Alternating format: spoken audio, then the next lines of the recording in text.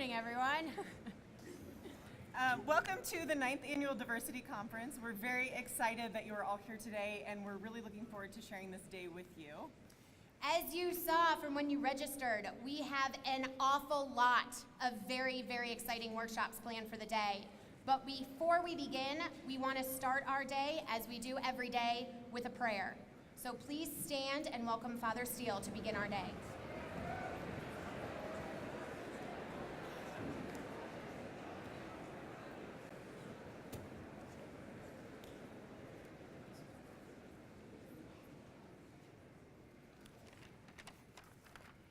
In the name of the Father, and of the Son, and of the Holy Spirit.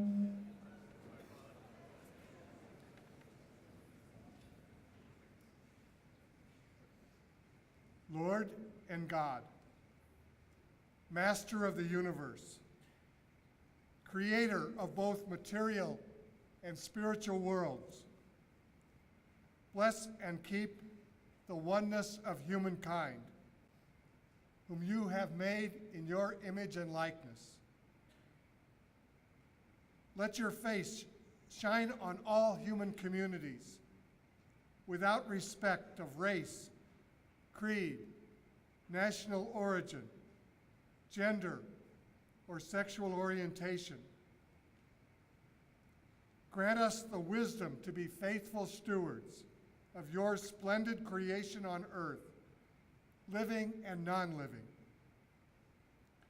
Look kindly and forgive our weaknesses and imperfections.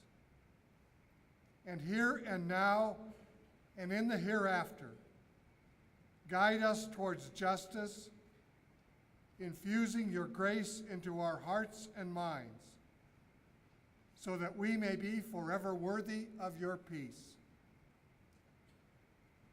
During this Lenten season, we pray that we who are divided, unloving, prejudiced, at times inclined to misunderstanding and intolerant, make us instead united, loving, open to learning, understanding, forgiving, and tolerant.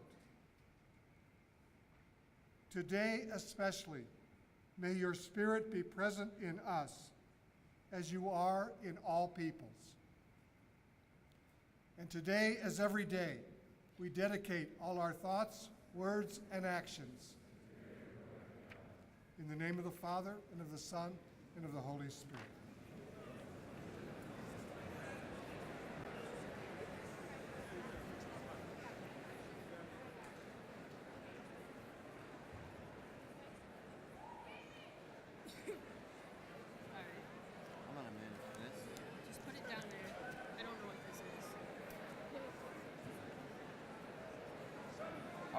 All right.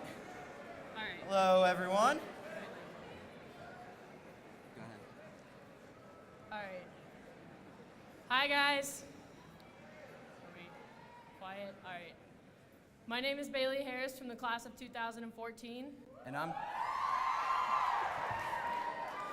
I'm Coady Lippert from the class of 2014. Welcome to the 9th Annual Diversity Conference. This is an incredibly unique opportunity in our high school careers. Not many high schools get the opportunity to experience a day like today. We are so excited to share with you our year-long of work. It's true that we don't get a chance to experience a lot of different cultures on a daily basis, but our school thinks it is important enough that we do get the opportunity to immerse ourselves in this experience for a whole day. We hope that you are open to learning from one another as well as from our community speakers. Our theme today is Crossing Borders, creating a stronger Jesuit community. This means that we not only educate our community on current diversity issues, but will work together with others to create meaningful change. Through the various workshops, we plan not to just talk about issues, but get involved where we can. Today, we'd like to encourage you all to be open, to engage in challenging dialogues, and to listen without judgment. As the old cliche says, you get out of it what you put into it. So embrace the day and have fun. You might just learn something. Our keynote today is Mr. David Cooks, who's on my right. He is currently employed at his alma mater, Marquette University High School in Milwaukee, Wisconsin. He teaches Introduction and Advanced Placement Economics, serves as the Director of Diversity, and has spent 11 years as the head varsity basketball coach, and recorded a record of 155 wins and 92 losses. He recently was hired as an assistant men's basketball coach at Concordia University in Macon, Wisconsin. What makes Mr. Cook a sought-after speaker and consultant is not the fact that he's a successful basketball coach, but the road he has traveled and the manner in which he has traveled it to get to this position. At age 15, he suffered a spinal aneurysm, which left him paralyzed from the waist down. Mr. Cooks graduated from Marquette University High School and went on to earn a bachelor's in finance from the University of Wisconsin-Whitewater and a master's from the Fuqua School of Business at Duke University. He has worked for M&I Bank, GE Capital, as well as Fairfield University. Mr. Cooks never lost his love for the game of basketball, nor his desire to be actively involved in it. While at Duke University, he sought advice on pursuing a career in coaching from Mike Krzyzewski, the legendary coach of the Duke Blue Devils basketball team. He started as a volunteer assistant coach to the team. Mr. Cooks says, "When I was 28 years old and I was filling up water bottles and collecting dirty laundry when I began with the Duke Blue Devils. There is nothing wrong with small beginnings as long as you keep moving towards the finish line.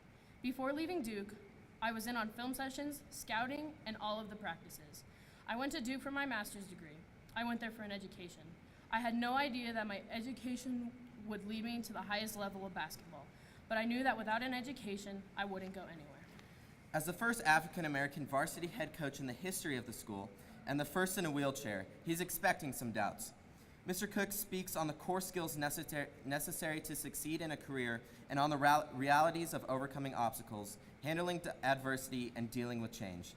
He provides unique insights to management and employees while imparting his coaching philosophy and sharing his life experiences. He addresses issues of passion, patience, and persistence, key elements in determining a career path and achieving success with that field or endeavor. Mr. Cook's presentation and life stories touch upon the following topics: the challenges of leadership, qualities of a successful leader, defining and implementing strategy, success and achievement, building a successful team and teamwork. Please join us in welcoming Mr. David Cooks.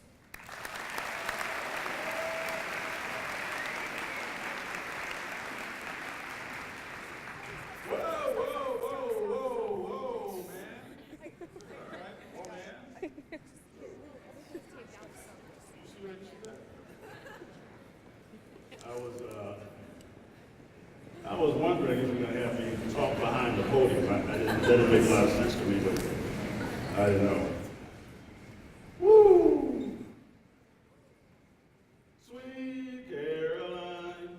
All right. To the window. All right, you're here. All right. That's what we do in my econ class. This is what we do. All right. I don't know the song real good, but the one that said, I'm the man, I'm the man, I'm the man. That's like some dude named somebody black, something like that. That's his name. All right, whatever. But he said, you can tell everybody, then what did he say? I'm the man, y'all know, yeah, listen, whatever, okay. It's good to be here. Thank you. What do y'all call it? What do you call Ms. Baker? Ms. Baker? Yeah, thank her, Dan, for bringing the brother out. I don't know what to talk to you about this morning. I was telling somebody I don't have any notes or anything. This is cool. This is crazy. You know, you have something on your ear. You guys ever have anything on your ear? I know that just feels weird. I mean, used to having a little pill. But I'm going to talk to you the next half an hour or so, 15, 20 minutes, whatever it is, a little bit. My job is to get you pumped up for today's activities, get you fired up. So that's a hard task. It's 8:30 in the morning. My brother is really tired, and I don't have anything written down on my piece of paper. So we're gonna just walk down the path of diversity for a minute, talk to you about a couple of things. I appreciate the introduction. Every time I hear that, I'm not sure that's me or not. I've been blessed to have been in a number of great situations, and God has allowed for me to enjoy the success of life. I'm always grateful for him for that. crossing, what's it called? Crossing borders. We're not running to the border. That's Taco Bell. But we're going to talk about crossing borders. I think that it's interesting, as the Father was praying, one of the words that I don't like to hear is the word tolerance. I'd rather have you accept it. Because when you tolerate me, there's something that you don't fully embrace about who I am. And I want you to accept it. And I think that is the beginning of the conversation about what diversity really is all about. Diversity takes on so many different segments that I have always said diversity is humanity, period. If this room was filled with all white Irish guys, it would be just as diverse as this room is right now. I know you probably don't believe that. Because each person is unique, and each person is an individual, and each person has different things that make them tick. Even if they all look the same, or dress the same. Understand what I'm saying? So I think we have to talk about that a little bit today. In order for you to really embrace others, we talk about the grad for a minute, because that's where I'm at. You need to be open to growth, you need to be loving, and you need to be committed to justice. Those are three things that are essential for you as individuals to grow and learn how to treat one another. At the end of the day, when the dust settles and all the theology is done, you gotta love one another. You gotta love one another. That is at the core of our diversity conversation, is how do you treat one another? Because it really does matter. I tell people all the time, and I'll have a few stories along the way for you, that I always remember how people have made me feel, even if I forget what they've said. I always remember that. I remember this morning, and I was telling Ms. Bailey this morning, I couldn't get out of the car. It was driving me crazy.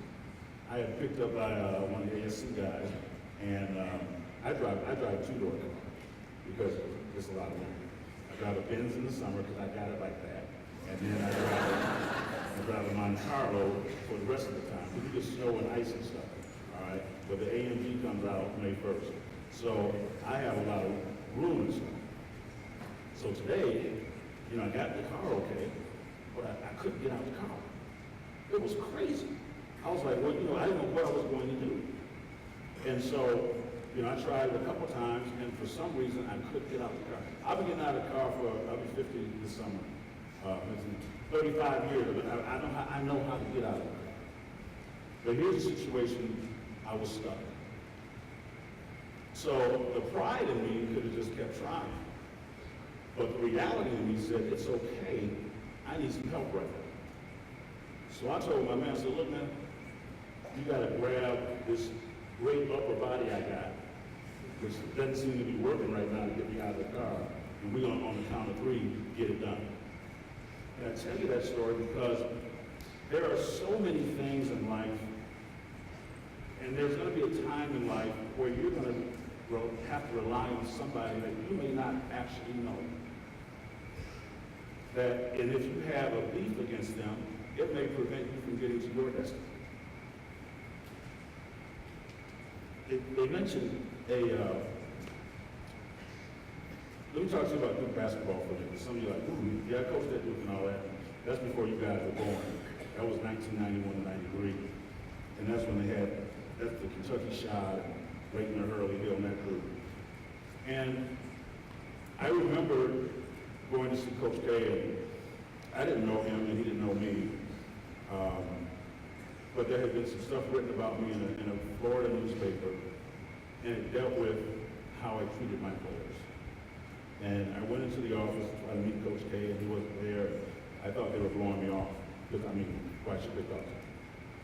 And eventually, I got to see him because one of his players remembers seeing me in Florida with some other players. And the reason I'm going here with that is, first of all, there's no substitute for integrity and character. Your character and your integrity will outlast and outshine anything that you do. And so you want to make sure that whatever the opportunity is that you're given, make the best of it. Be the best you now. Don't wait for another opportunity to be the best you. You may not get it. And you never know who's watching what you do. You do the right thing because it's the right thing, not because the rewards are the right thing. But you never know. There's somebody in this room who you may not have talked to, who you may be afraid to talk to, who may be different than you. They may be your source that gets you to your destiny. And so it's pretty important that you kind of understand this. A border is what stands in between you and the other side. That's what a border is. It's something that prevents you from getting to the other side. When you decide to cross the border can be fear, it can be ignorance, it can just be being scared, it can be non-interested, but it's keeping you from getting to the other side. I think today is about getting to the other side.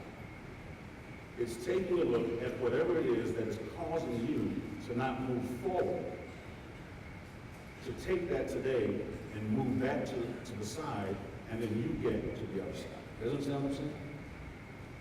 Because sometimes, most of the time, it's me. I have the issue. The other person doesn't even know that I have an issue about them. But my issue is keeping me from getting to know them. You guys understand what I'm talking about? And so, it's not just today, this is a lifestyle. Diversity living is a lifestyle. It's not a program, it's not a day, it's not a week, it's a lifestyle. It's a lifestyle of being willing to take risks, being willing to love, and being willing to hurt. Because until you have love, you won't know hurt. You really won't. And so you have to take the opportunity to take that risk to get to know that person. To not believe everything that everyone else has said about them. You take the time, you take the effort, and put yourself out there and get to know them. And then once you cross the border, check this out. You have the ability to operate on both sides of that border. You've grown as a person because you have now, you know what it's like over here. Now you know what it's like over there. And it broadens you as a person. It allows for you to operate in many arenas. Does that make sense for that story, guys? Okay? So today, and not just today, as you move forward, let's think about it. Okay? At Marquette High School, we have just completed before Atlanta. We have an annual campaign that I started two years ago. We call it Speak Life.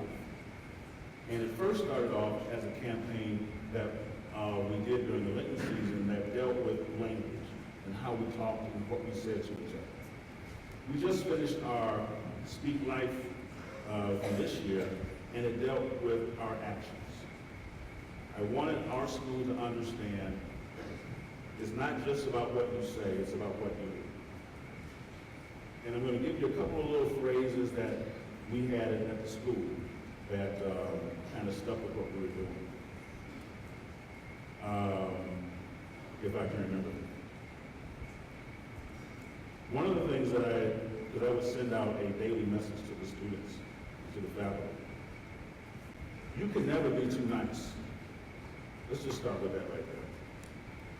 You can never be too nice. What is too nice? What is that? What is too nice? Has anybody ever been too nice to you? They're just too nice. Please, don't be that nice to me. Please, stop. Don't, please. No. You can never be too nice, okay? You can never, ever be wrong by being considerate and kind to others. There's nothing ever wrong with that.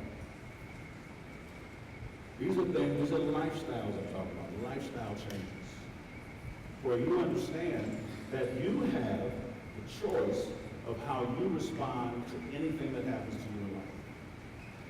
When I was 15 years old, and I woke up and couldn't walk anymore, and that's literally what happened, I had some choices to make. I had some real choices of was I going to be mad at God? Was I going to be mad at the world? Was I going to be mad at, I don't know, or was I going to get back to school, keep my math skills sharp, because I'm not like that. I shouldn't say that. Was going to get a degree, what was I going to do, right? And so it was a choice for me on how I was going to respond to a very negative situation that was in my life. And I'm grateful for my family and faith and all those things that contributed to the fact that I was able to make the right choice. You have the choice of how you respond to anything in your life. I was talking to Ms. Vela on the way back from the airport, and I had a very disturbing experience at my high school last April. All of a sudden, I got fired as a basketball player. Like, out of the blue, I was like, what? What's up with that? Well, I could have, because of all the details which I won't get into, been very upset. And I was disappointed. But I have treated the people who treated me unfairly with kindness. They don't, I have freaked them out. They're like, that's, if I get upset and I'm angry, what does that do to you? That doesn't do anything to you. That's my problem. And so I had a choice. I responded with kindness. I tried to help them out, do what they have to do. I'm close to that college, so I'm cool anyway. But I had a choice to understand the person next to you, the person behind you, the person in front of you. You have a choice on how you are going to treat them. You cut through all the diversity talk, all the different sections of diversity and all that. How are you going to treat the person behind you? And let me give you a little help. Don't wait to find out how they're going to treat you.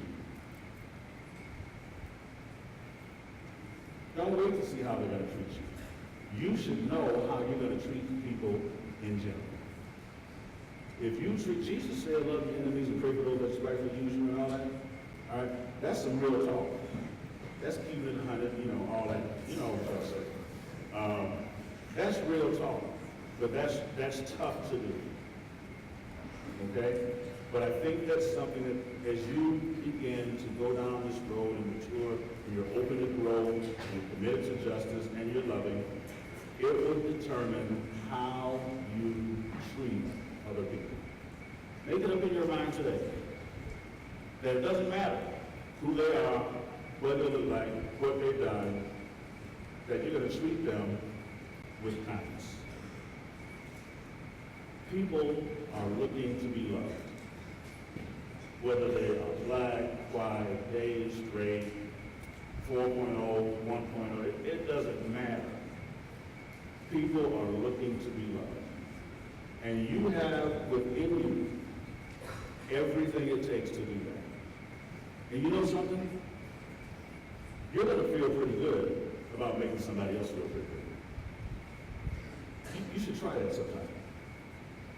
When you do something great for someone else, you get the feeling about that. It makes you feel good. These guys, muscle man here in the pumpkin colored shirt, and where's brother man behind me? Who helped you out? Oh yeah, my plaid brother. I mean, they helped me up the stage because that ramp right there is crazy. I thought we were going to do that. Oh no. So I saw a big man, and he brought another brother with, and we did the steps. Nice work. All right. We got to get down those too, so don't get scared.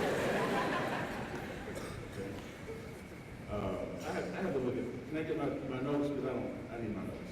Is that all right? Camera people, is that good? All right. I'm good. Yeah.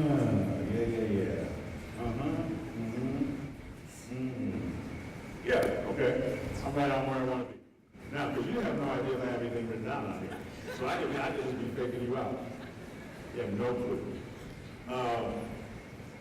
I'm gonna plug you a few more minutes, and then is it okay if we do a quick Q&A kind of thing? Is that all right? I know I probably threw you off guard with that, because we didn't talk about that, but can we do that? Okay. If it's not talk, I can do what I want. When you get to be up here, you do what you want. Recently, I want to tell you a story, because storytelling that's what made Jesus so great. His story, he could tell some stories. And I love storytelling. This past weekend, there was a sports radio show back in Wisconsin, and I've been on this several times, but I wasn't on this time. And they were interviewing a guy who helped coach some of the national wheelchair basketball teams and all that kind of stuff. And I used to, back in the day, I was pretty good. And I was really good, but we won't go there. Because I'm retired now from the game. But they were talking about this stuff, and so I texted the guy who runs the show and told him, make sure you say hello to the guy you're talking to. And he was on the air, and he was like, and I told him I played the white ball. And the radio guy was like, you played the white ball? And he was really just like perplexed. And he had forgot, check this out, he called me the next day. He had forgot that I was in a wheelchair. And he didn't know how to feel about it. He didn't know if that was a bad thing or a good thing, but I explained to him, and I'm telling you this story for a reason, because this is how diversity works. When you get so comfortable, you forget what they appear to be like. He just knows me as a basketball coach, I went around doing my thing. He forgot that I was in a wheelchair. He became that comfortable, that accepting of me, that no longer was the first thing on his mind. That's the difference between tolerance and acceptance. Now, I told him that's not the first time it's happened. I've been in the car with guys and we'll drive to somebody's house and they expect me to go get out my door. That ain't happening. And I'm like, dude, we should go, oh yeah, my fault, because they forget. That is when you know you got it done right. When you get to that point that if you don't see what's there because you know the person, you have arrived in terms of diversity. Okay? So that's all I got to say to you guys today. You got a lot of stuff going on today. You're going to have a lot of things to do. Let me just recap a couple of things for you, and then we'll take some Q&A. You can ask me anything. Again, I'm married, so I ain't acting. Just keep that to yourself. Now, so we're crossing borders today. Don't let this day pass without you crossing the border, okay? Do not hear me now. I'm gonna be around. Do not let this day pass without you crossing the border. You know what your own border is. I can't tell you what that is. You know what it is. Cross that today. Cross that today. Second, be open to growth. You're going to learn and hear some things today that you may not have ever heard before. Be open to growth today. Okay? Lastly, you control how you treat other people. Yes, you do. And there's nothing wrong with being nice and considerate. There's 3 things I can leave you with. All right? Now, I believe we have about 7 minutes, is that right? I don't know how we're going to do this Q&A thing, but I guess that means you'll have a question and I'll have an answer. I get that part, but I don't know if I can hear you. What's your question? Hold on. Wait a minute. Sweet Caroline.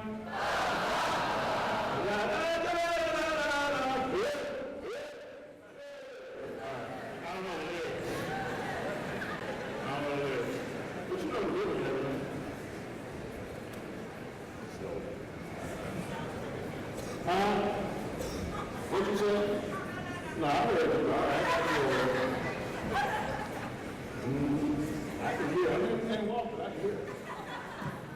All right, let me have, I'll take your question. All right, calm it down. I know I got you all riled up and everything.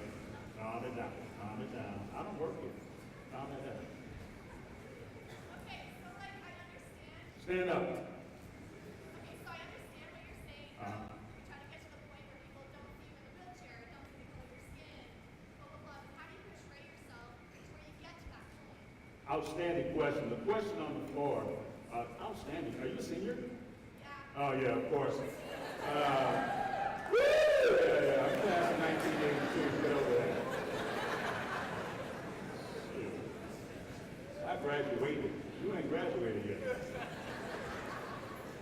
The question on the floor is, how is it that you conduct yourself in such a manner to cause someone to not see your disability or your difference or something like that, right? Well, I believe a couple of things. For me personally, I just live. I try to do what everybody else does, right? I really live, and I don't want, I put the burden on myself to make you feel comfortable with me. That's the way I've always done. Because this is an uncomfortable situation. Let's just keep it real. You don't know what, do we help them, do we not help them? What do you do? Because there are questions out there, then I take responsibility on my part to try to answer those questions in a non-invasive, non-threatening way, non-judgmental way to help you become it. I mean, let me tell you something.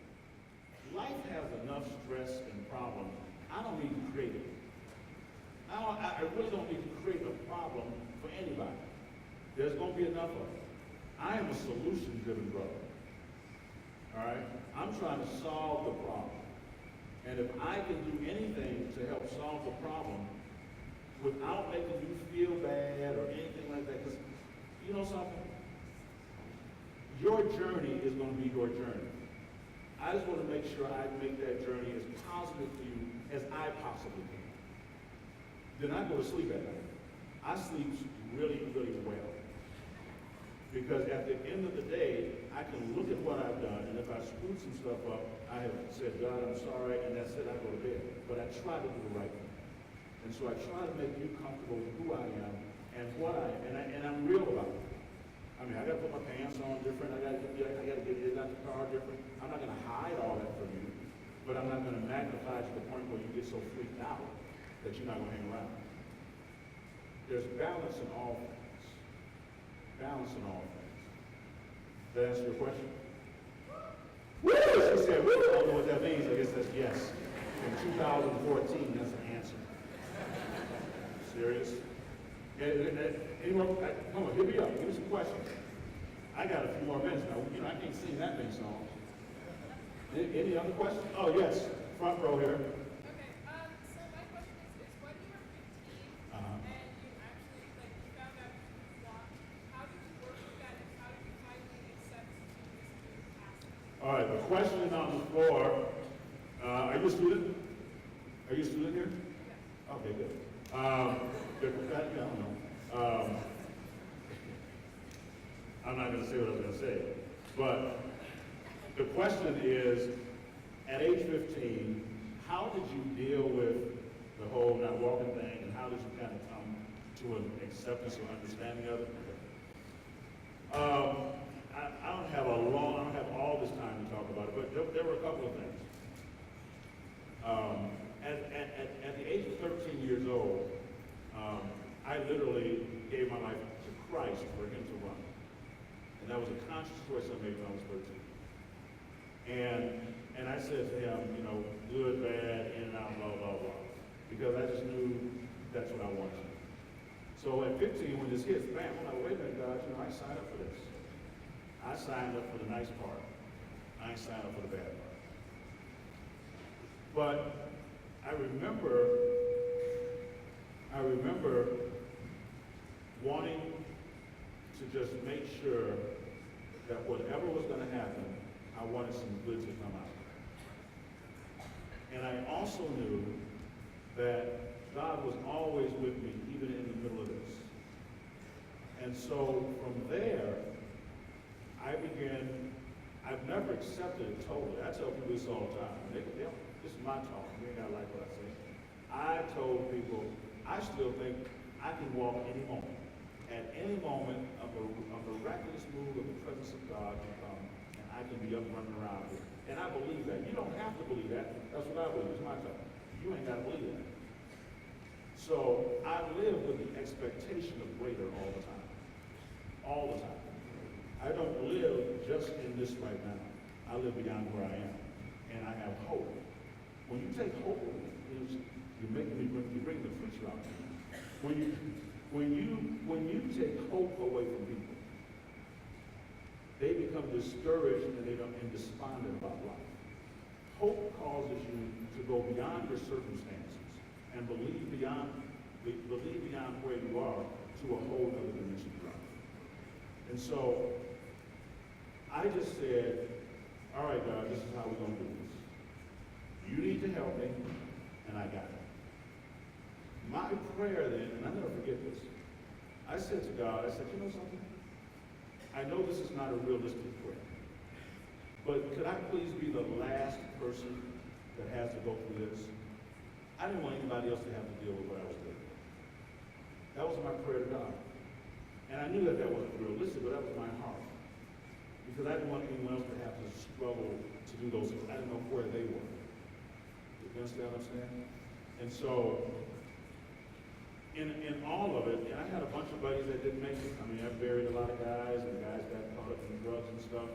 And I had Christ in my life, and I think that helped me. But I began to realize that whatever state you're in, the Apostle Paul said it this way. So we bring the preaching.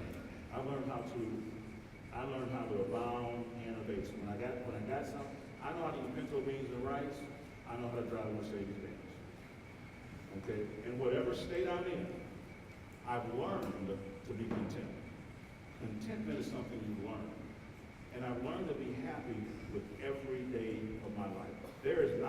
I wake up and I appreciate the day. I really do. I appreciate every day. And I don't take it for granted.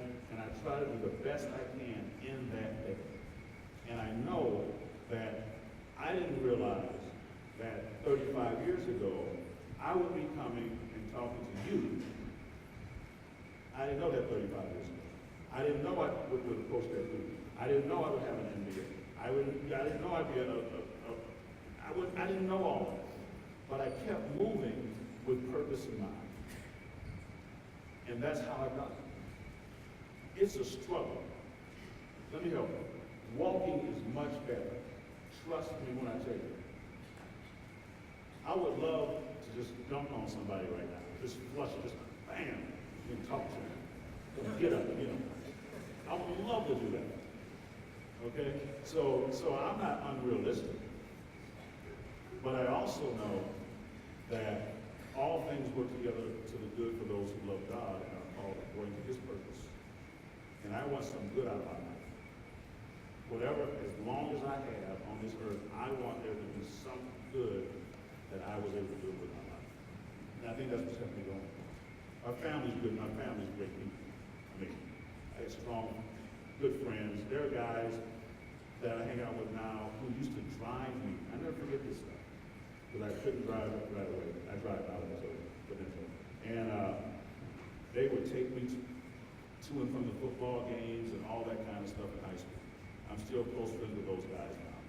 I learned from them what it meant to be a man for others. They didn't have to do it. They crossed that border in high school with me, and they said, "No, we don't care what you have to do. We're coming to get you, and you're going to be with us." Those things changed my life. Somebody touched me with kindness and it changed my life. And that's what I keep telling you. You don't know the impact of a kind word or a kind act. You just don't know, because it can change generations. reaching generations. There is never, I think it's Brennan Manning has a quote that says, every exchange either are draining life or giving life. There are no neutral exchanges. That is a powerful, powerful statement. That in every exchange, you're either draining life or you're giving life. There are no neutral exchanges. Don't settle for neutrality. Don't settle for it. Give something. Give something. I'm telling you, it'll make a big difference. Great question. I know I went a long time, but you start having to preach and everything, I had to calm down. Any other questions? I know we're a little bit over time, but since I flew in from Milwaukee, I'm gonna take a little extra time. Any other questions? Yeah, I see you over there. Holler it out, bro.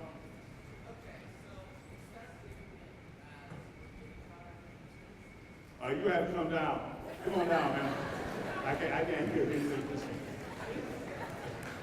Woo!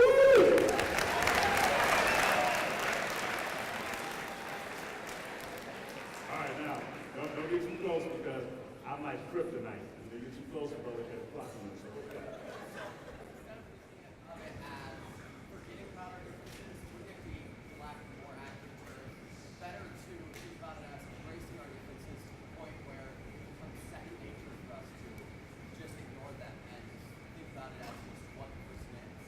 All right, the question slash, was that a statement or a question? That yes? Okay, he said yes. So that was a statement question. I didn't ask you to make a statement, you asked a question. All right, now, I believe his, what we call it, a question, or whatever that was, he just said was, our goal should be, and this is absolutely correct, that our differences become second nature to us. Somehow you get so comfortable that you don't forget them, but it's like second nature. It's kind of like running the 2-2-1 full court press. You run that enough, you naturally know where to rotate on the court because it's second nature. You know something? One of my quotes was, practice kindness. Practice kindness. Because what you practice is what you become good at. And we never talk about that in terms of how we treat people. If you practice kindness, then it becomes second nature. It becomes what's inside of you, and the scripture declares what's in a man's heart is what will come out. You will begin to find yourself being kind and not even know it. Did I hit you off? All right, you go back to your seat.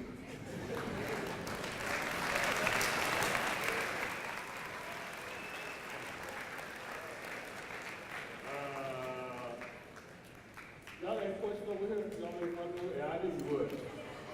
All right, what's your question? So, one of y'all got what sparked my interest in basketball? I was a big time hooper. I was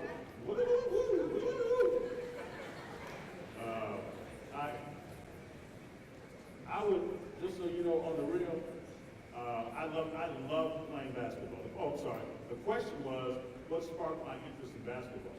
I love playing. I mean, I lived on the playground. We used to have to come home when the street lights came on. We would shovel the playground and all that. And I was decent. You know, there was a guy back in the day called Gus Williams who played for the Seattle Supersonics. And that's who they used to call me and said I played like Gus. I wasn't that good, but I was all right. And so I just loved the game. I loved it. I used to love to put people in Blender Island. You know what Blender Island is? That's where you break it down and then you hit the crushed ice button and then woo, and then it's all messed up. So I used to love to do that. So that's what got me engaged in the game. When I know I'm going along, but I don't care. I didn't know anything about wheelchair basketball.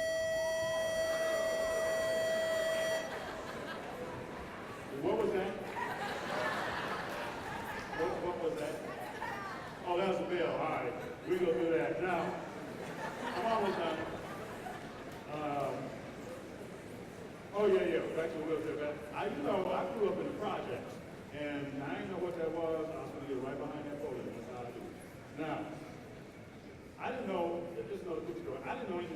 basketball. So when I went to college, all I knew was how I played when I was walking. And I'd be dropping dimes and picking up change to get like that. And so I had to learn I hadn't been around a lot of people in wheelchairs. It's a true story though, because I was the only guy in my high school. And so when I went to college at Whitewater, there were a lot of people in wheelchairs around. I had to learn, check this out now. I had to learn how to get along with people that were in wheelchairs. And I had to deal, it was crazy because there are so many varying degrees of disability. I had to learn how to get comfortable around a lot of different people. It was crazy. I mean, some guys couldn't do anything for themselves. Some guys, you know, it was a lot of stuff. So I had to learn, and playing wheelchair basketball helped me with that. I learned how not to judge these guys, how to be comfortable around them.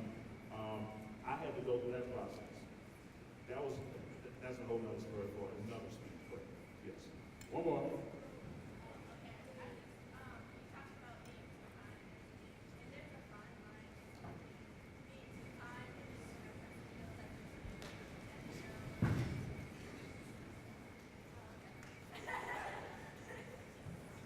Everybody all right over there? Okay. No, I was just make sure. Are you guys okay? So I think your question is, and this is my last question. Right. Y'all get squirrely now. Don't make me have you push ups in there.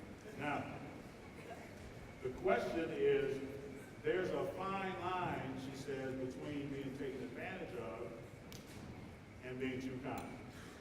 Something like that, right? Where do you draw that line? Well, you still have the choice to associate with whomever you want. You still don't lose that choice. But you still can go above how you've been treated to treat them the way you want to be treated. You still can do that.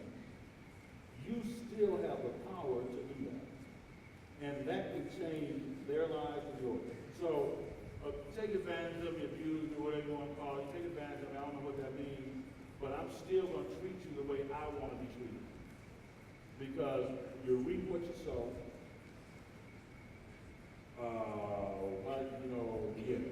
What goes around and all that, what y'all say comes around and all that. If that's true, then and let me help you with this. What you reap is multiplied many times over than what you sow. One corn seed produces ears of corn with lots of little pieces of corn on it. What you sow into the ground, it comes back to you multiplied over many times. So that's what I'm telling you, you can't be too kind. Unless you don't want kindness coming back at you, you can't be too kind. And you can draw the line on being taken advantage of, but you still have to treat that person the way you want to be treated. This is a lifestyle thing we're talking about. And I'm telling you, you have the ability to do it. All right? I know I can't take no more questions because I hear them rumbling and stumbling over here in the background. I appreciate you all letting me talk to you this morning. It's been a pleasure. Hopefully you got something.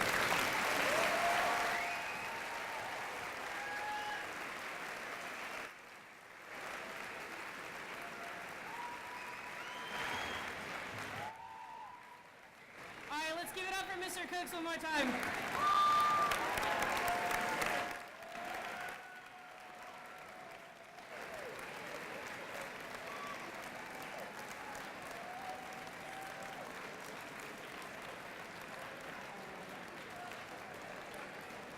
All right. Thank you so much, Mr. Cooks, for getting us excited about our day and giving us that wonderful speech.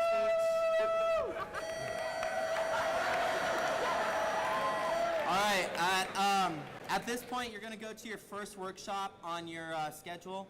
You can eat lunch in both cafeterias. If you have money on your card, they will work in either cafeteria, okay? If you don't, it won't. So at this point, we're going to go to our first period workshop. Thank you very much. Have a great day.